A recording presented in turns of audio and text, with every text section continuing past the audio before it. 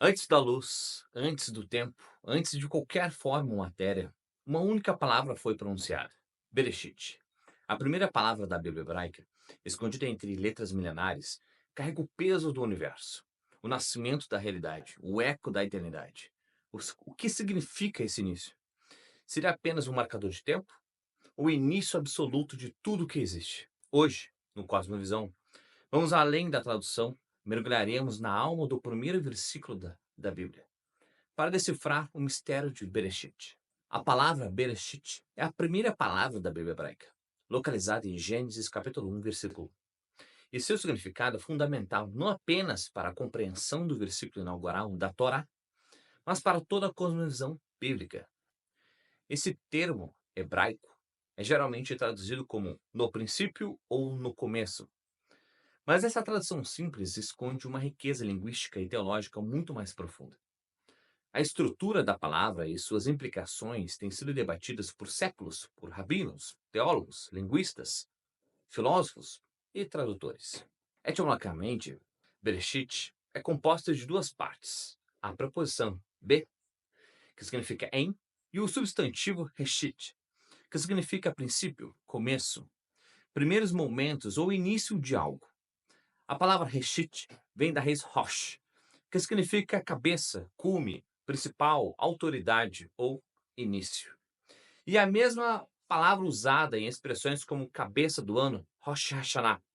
No entanto, a forma reshit é um substantivo em estado construto, o que gramaticalmente implica que ele deveria estar ligado a outro substantivo, ou seja, início de algo.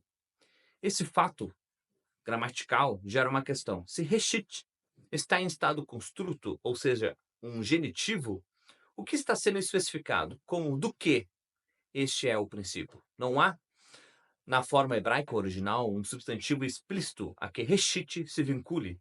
Isso levou muitos estudiosos, como os comentaristas medievais, Rashi, Rabino Shalom Yitzhak e Ibn Ezra, a sugerirem que a tradução tradicional, no princípio Deus criou os céus e a terra, pode não ser a mais precisa gramaticalmente. Segundo essa leitura alternativa, a primeira frase da Bíblia não é uma oração completa e independente, mas uma cláusula temporal ou introdutória. E a ação principal começa no versículo 2. Assim, poderia ser traduzida como no princípio da criação de Deus dos céus e da terra, o que mudaria completamente o ritmo e até a teologia de toda a passagem. Contudo, essa leitura alternativa, embora linguisticamente defensável, é geralmente considerada secundária no campo da teologia cristã e da tradição maçorética, pois esvazia o caráter solene e absoluto da afirmação inicial. A tradição cristã, desde a Septuaginta, a tradução grega da Bíblia hebraica, feita no século III a.C., verteu o termo como em arque, que literalmente significa no princípio, em latim, uma tradução que ecoa diretamente da abertura do Evangelho de João, né? Que é no princípio era o verbo, criando uma intertextualidade clara e poderosa com Gênesis. A Vulgata Latina segue o mesmo padrão, in principio crete Deus caelum et terra. No contexto teológico, o uso de Bereshit carrega uma afirmação metafísica central. O tempo teve um início antes de haver tempo, espaço ou matéria. Deus já existia.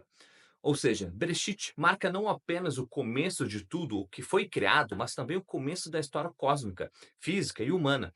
Essa concepção está em consonância com a ideia de criação ex nihilo, a partir do nada, comum na tradição judaico-cristã e incorporada na teologia sistemática cristã posterior.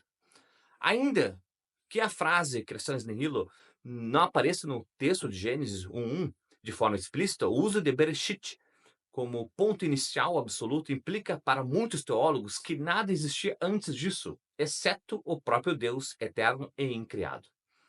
Além disso, Bereshit tem um valor simbólico. Tudo que existe tem um princípio, exceto Deus. Assim, o início da Bíblia com essa palavra funciona como um marco conceitual que separa Criador e criação, introduzindo a doutrina da transcendência divina. Esse conceito é contrastante com mitologias antigas como a Babilônia, por exemplo, o Enuma Elish, onde os outros deuses surgem de outros elementos pré-existentes, como o caos primordial. Em Gênesis, Não há luta cósmica, apenas a ação soberana de um único Deus que inicia todas as coisas. Bereshit, nesse contexto, é a declaração de uma ordem suprema sobre o caos. Um Deus que não apenas inicia, mas que dá sentido e estrutura ao universo.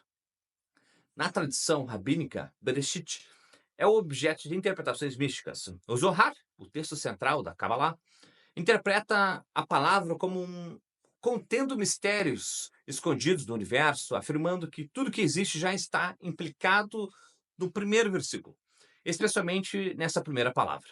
Há também quem divida Bereshit como um acróstico, ou veja nela alguma alusão velada ao Messias ou à Torá. Em termos de estrutura literária, o fato de a Bíblia começar com uma possível preposição é notável.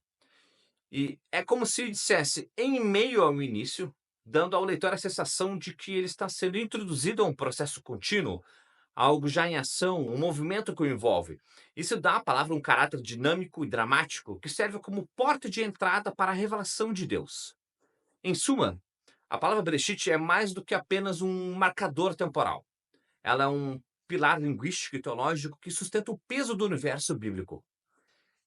Ela declara o início do tempo, a separação entre o Criador e a criação, a origem do cosmos e o propósito fundamental da realidade. Sua tradução, como no princípio, é funcional, mas sua profundidade vai além de qualquer equivalente direto em português. É a palavra que abre o maior dos livros e que aponta para o maior dos mistérios, a origem de tudo. Se você assistiu até aqui, muito obrigado por dedicar esse tempo e mergulhar comigo no verdadeiro significado de Bereshit. Essa palavra tão pequena, mas que carrega o peso do tempo, da criação e da existência, né? Aqui, no Cosmovisão, a ideia é justamente essa: pegar uma única palavra das Escrituras e destrinchar tudo que ela revela, conecta e transforma. Então, se você gostou desse tipo de conteúdo profundo, contextualizado, com base no texto original, se inscreve no canal, aprende comigo junto, vamos aprender juntos, né? E dá o like aí se você curtiu, comenta, né? Porque isso ajuda muito o projeto a crescer, né? Então compartilhe esse vídeo com quem valoriza um estudo sério da Bíblia e comenta aqui embaixo se você já tinha parado para pensar na profundidade de uma palavra como essa, Bereshit. Então a gente se vê no próximo episódio do Cosmovisão, no próximo vídeo. Então, até mais!